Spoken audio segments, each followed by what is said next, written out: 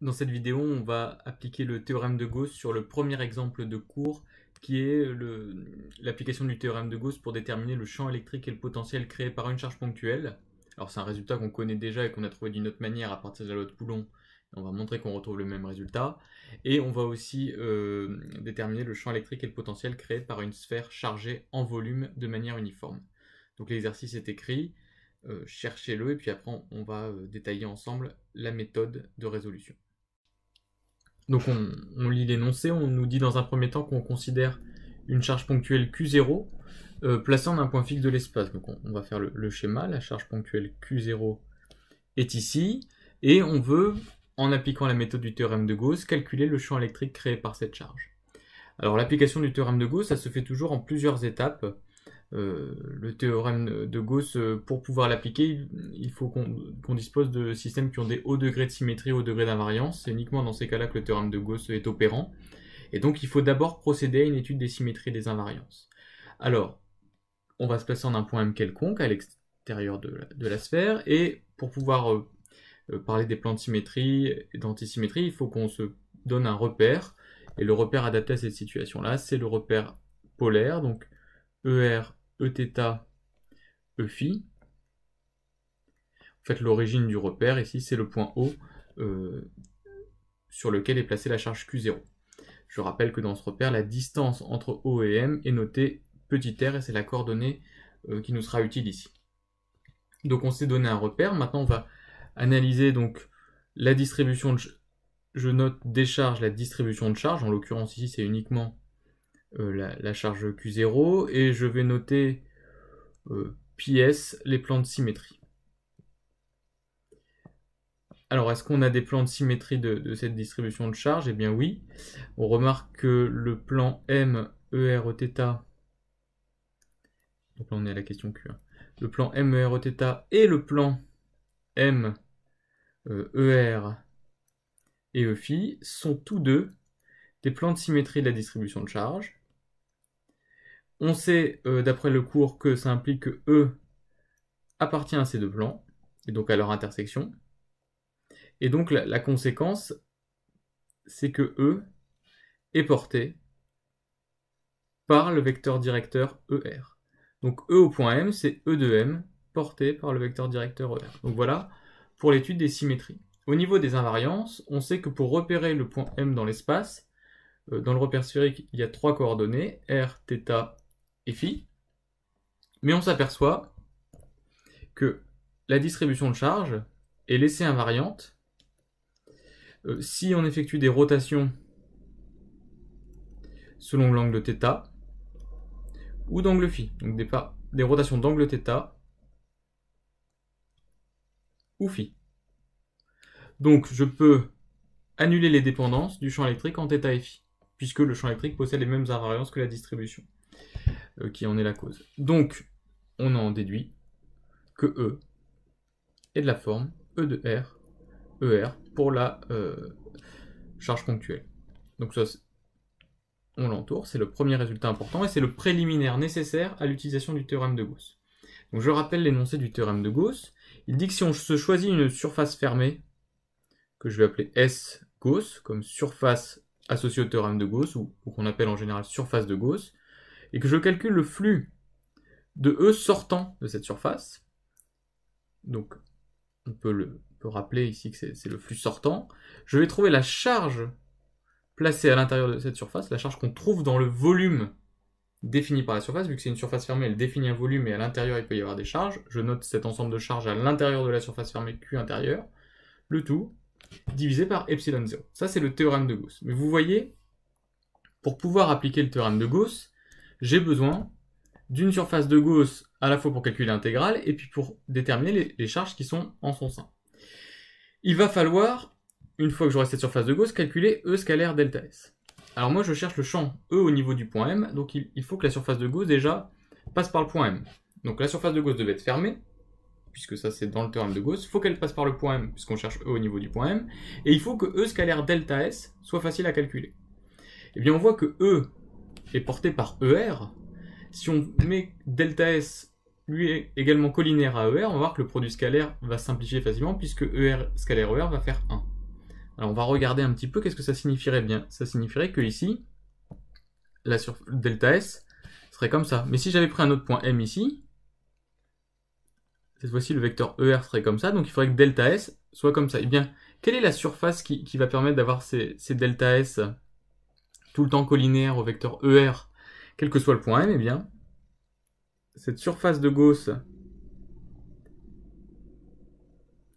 bon, je ne l'ai pas très bien dessiné, cette surface de Gauss qui passe par le point M et qui va être adaptée au calcul, ça va être une sphère. Et là, je prends la surface de Gauss comme étant la sphère. Alors la sphère de centre O et de rayon, eh bien, la distance entre O et M, ce qu'on appelle petit r. Donc voilà une étape cruciale de l'utilisation du théorème de Gauss, c'est de définir la surface de Gauss. Alors cette sphère, en fait, j'aurais pu la dessiner en pointillé. C'est juste un outil mathématique qu'on introduit, elle n'a pas de réalité physique dans le problème, elle n'existe pas. Il n'y a pas de sphère dans le système qu'on étudie, il y a juste une charge ponctuelle au milieu, mais pour calculer le champ électrique autour de ce point, j'imagine une sphère, et je vais intégrer une sphère fictive, et je vais intégrer le champ électrique dessus. Donc surtout, à l'écrit, définissez bien la surface d'intégration, ça c'est indispensable. Donc ça c'est la sphère de rayon R et de centre O.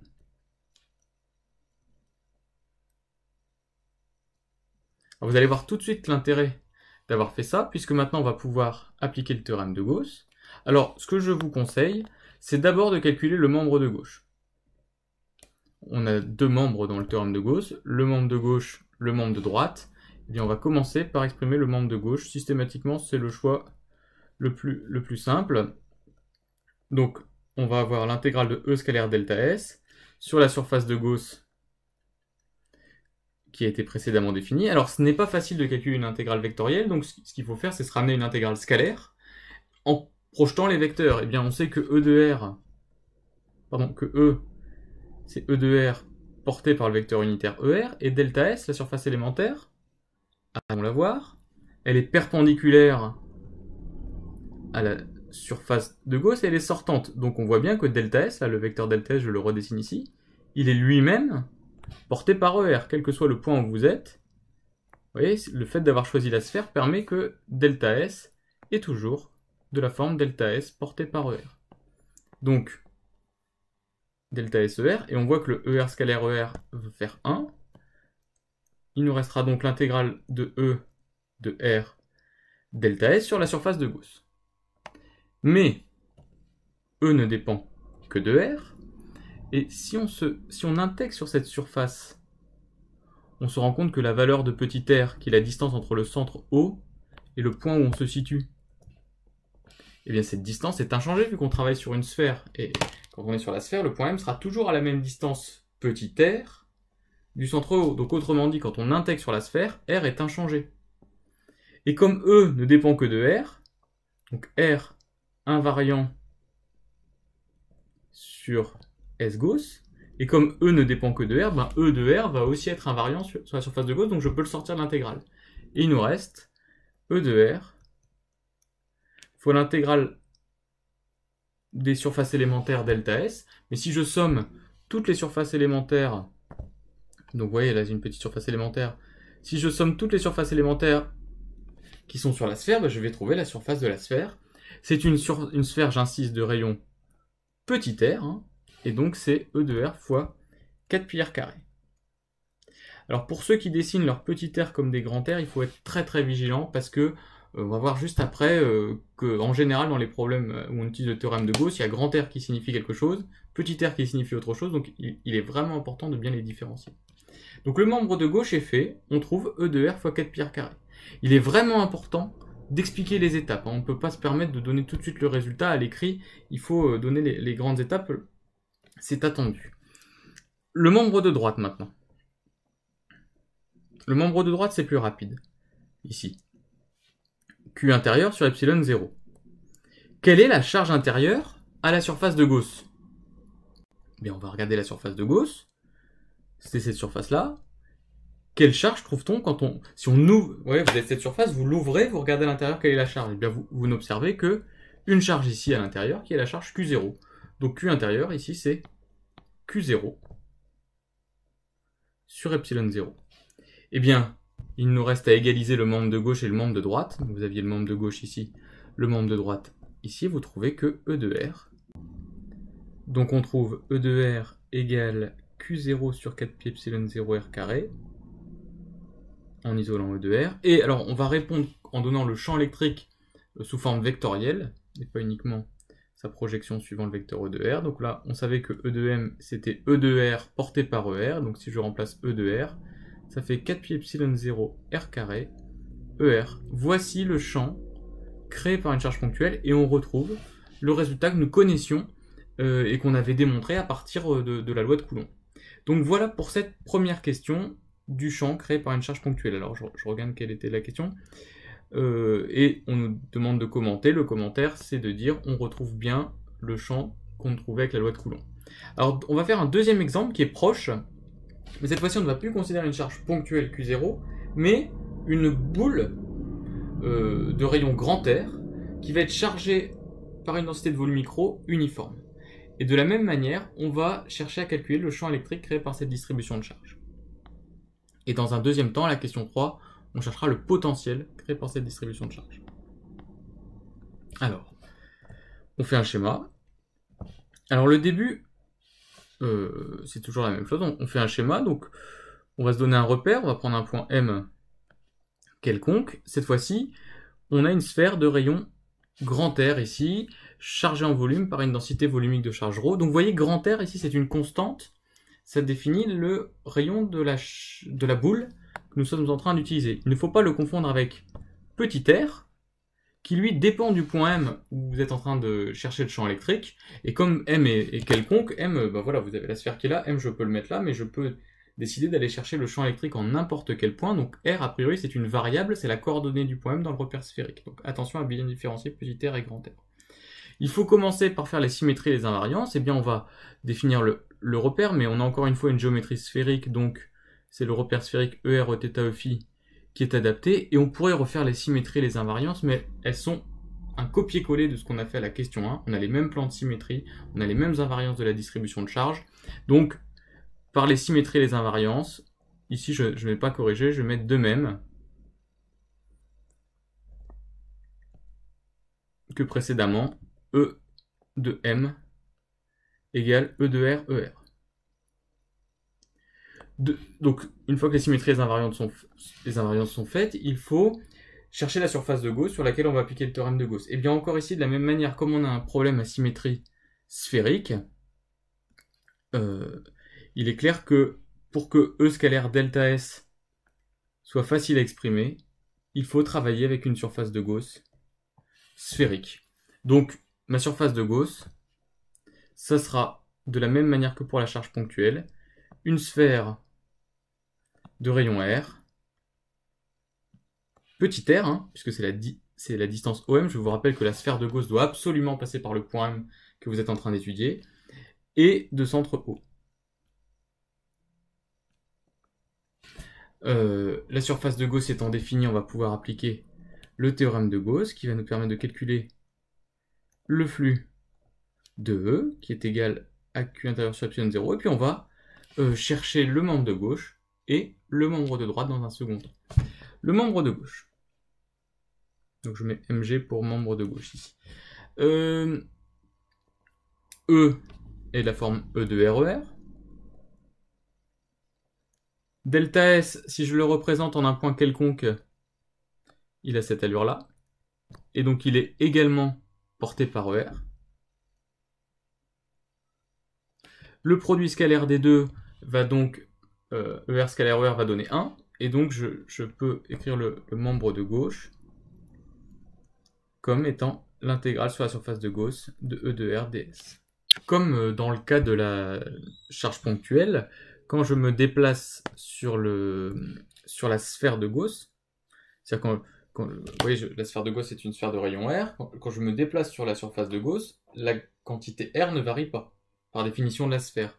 Donc, R est invariant sur la surface de Gauss, et comme E, nous avons démontré qu'il ne dépend que de R, eh bien, on peut montrer que E de R ne varie pas sur la surface de Gauss, ce qui me permet de le sortir. Vous voyez ici, en fait, l'intérêt d'avoir fait l'étude des invariances avant, c'est de sortir ici E de R. Et donc, on va avoir E de R fois la somme des surfaces élémentaires delta S sur la surface de Gauss. Et donc ça, c'est E de R fois 4pi R carré. 4pi petit r carré, hein, qui est la surface de la surface de la sphère de Gauss. Donc voici pour le membre de gauche. Le membre de droite, eh bien, il nous faut exprimer la charge intérieure divisée par epsilon 0. La charge intérieure, je vous le rappelle, c'est vous avez votre sphère de Gauss, votre surface de Gauss, qui est la sphère de rayon petit r. Vous l'ouvrez, vous regardez quelles sont les charges à l'intérieur. Et quand vous l'ouvrez, vous vous rendez compte qu'il n'y a des charges qu'à cet endroit-là. C'est-à-dire qu'il n'y a des charges cette fois-ci que dans une sphère de rayon grand R, puisqu'ici, certes, c'est à l'intérieur de la sphère de rayon petit r, mais il n'y a pas de charge à cet endroit-là. Donc, là, il faut vraiment faire très attention au schéma et remarquer qu'il n'y a des charges que dans la sphère de rayon grand R. Donc la charge intérieure, c'est l'intégrale triple de ρ delta tau. Vous savez, c'est la formule qu'on utilise quand on a une distribution volumique de charge, mais cette fois-ci sur la sphère de rayon grand R, le tout divisé par epsilon 0. Alors, ρ étant uniforme, on peut le sortir, il reste l'intégrale triple des delta tau sur la sphère de rayon grand R, et ça va donner le volume de la boule, en fait, de rayon grand R, et ça fait ρ fois 4 tiers de pi grand R cube sur epsilon 0. Alors, quand même, il y a une hypothèse derrière ça, qui était évidente sur le schéma, mais qu'il faut préciser. C'est-à-dire que ça, ce n'est vrai que si le point M est à l'extérieur de la sphère de rayon grand R. C'est le cas ici. Vous voyez, le point M ici, il est bien à l'extérieur de cette sphère. Donc, ça revient à dire que le membre de droite, là, on l'a calculé si petit r est plus grand devant R. C'est-à-dire que M est à l'extérieur de la sphère. En fait, il y a une disjonction de cas à faire dans le membre de droite pour le calcul de Q intérieur. Donc, on va juste finir ça.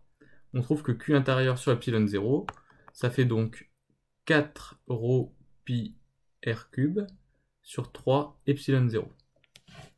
Maintenant, on va traiter le deuxième cas. Le membre de droite, si R est plus petit que grand R.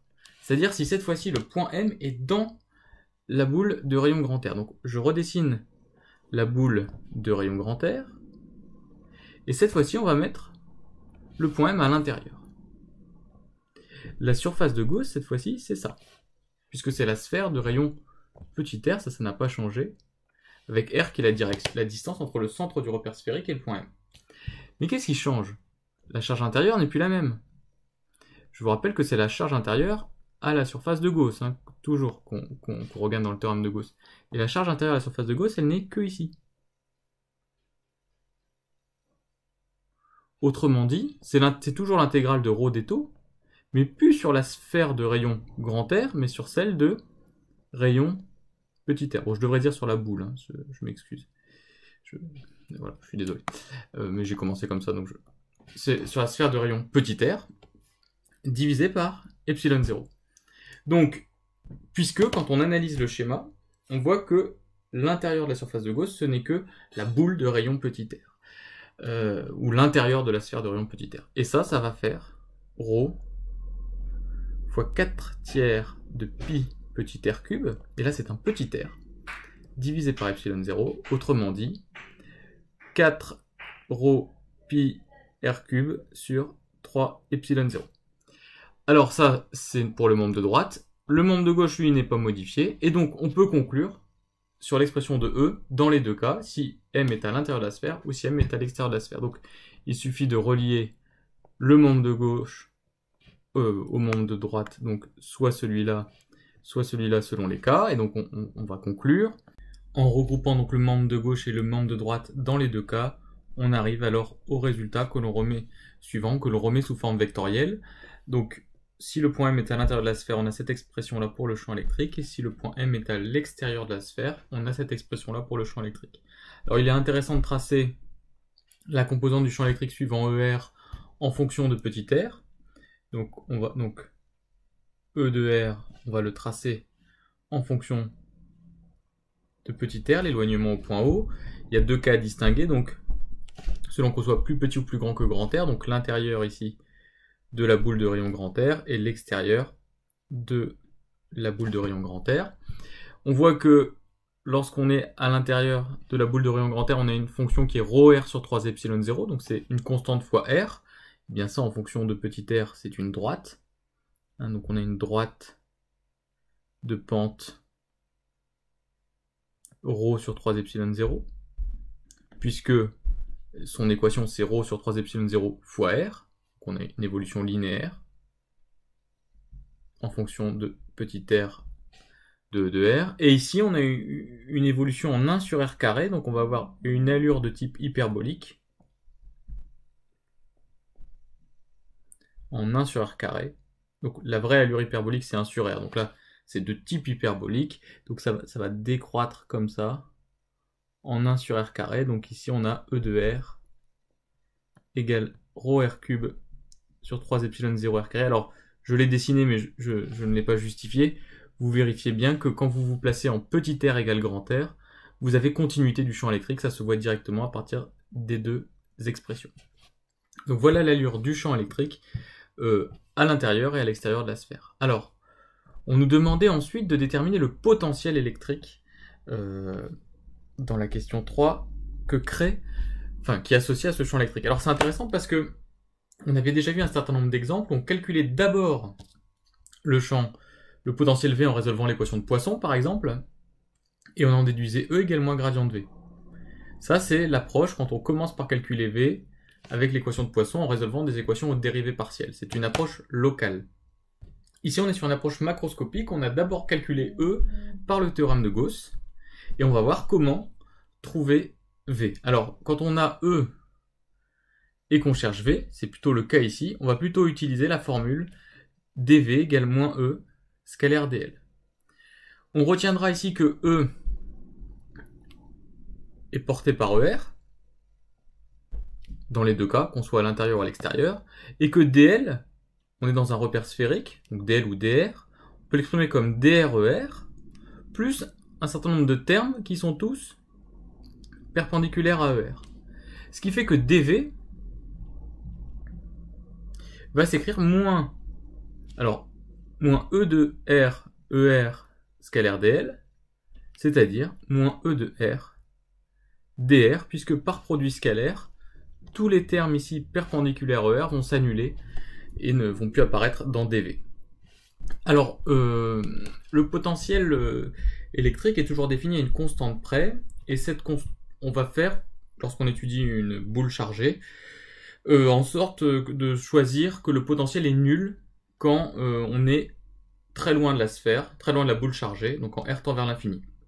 Donc, comme on connaît le potentiel loin de la boule à l'infini, il est nul, ça appartient au domaine extérieur de la boule, donc on va commencer par chercher V de R à l'extérieur de la boule de rayon grand R, et puis après on cherchera V de R à l'intérieur de la boule de rayon grand R. Donc, pour tout point M à l'extérieur.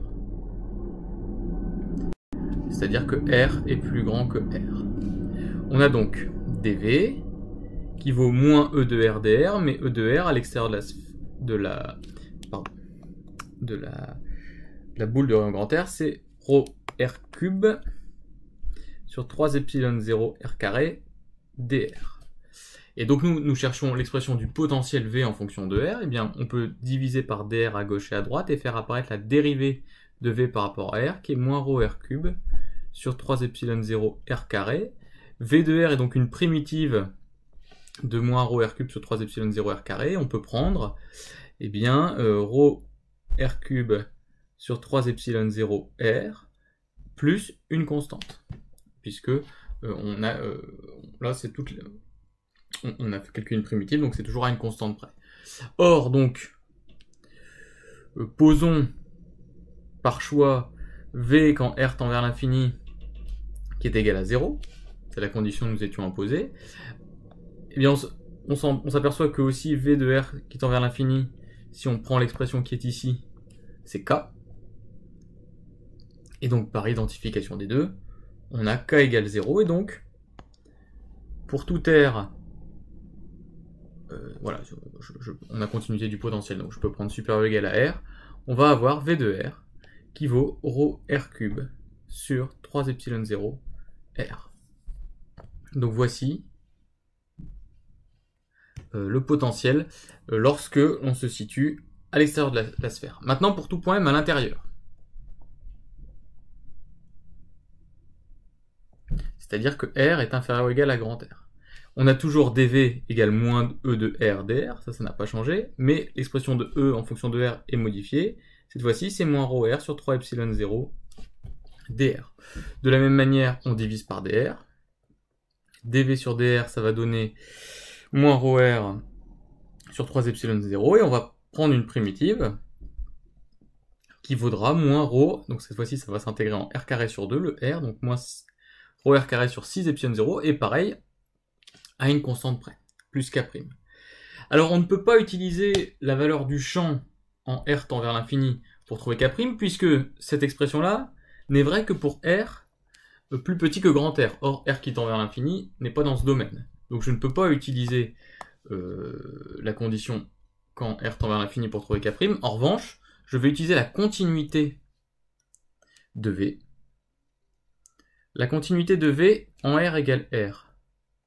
Ça va nous dire que V en R égale R par valeur inférieure est égal à V en R égale R par valeur supérieure.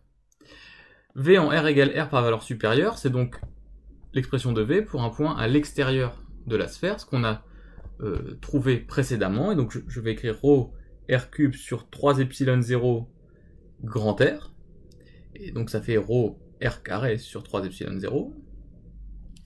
Et pour trouver maintenant V en R égale R-, je vais reprendre l'expression que nous venons d'obtenir et remplacer petit r par grand R. Ça fait moins ρ R carré sur 6 epsilon 0 plus K'. Et vous voyez, j'ai une équation dont la seule inconnue est K'. Donc, on trouve que K' est égal à ρ R carré sur epsilon 0, facteur de 1 tiers plus 1 sixième. Et donc ça va faire 2 sixièmes plus 1 sixième, ça va faire 3 sixièmes, ça va faire ρ R carré sur 2 epsilon 0. Donc voici pour l'expression de K'. Et donc, ce qui m'intéresse, c'est donc V de R qui va être égal à moins ρ R carré sur 6 epsilon 0 plus ρ grand R carré sur 2 epsilon 0. Voici le potentiel électrique pour tout point M à l'intérieur de la boule de rayon R.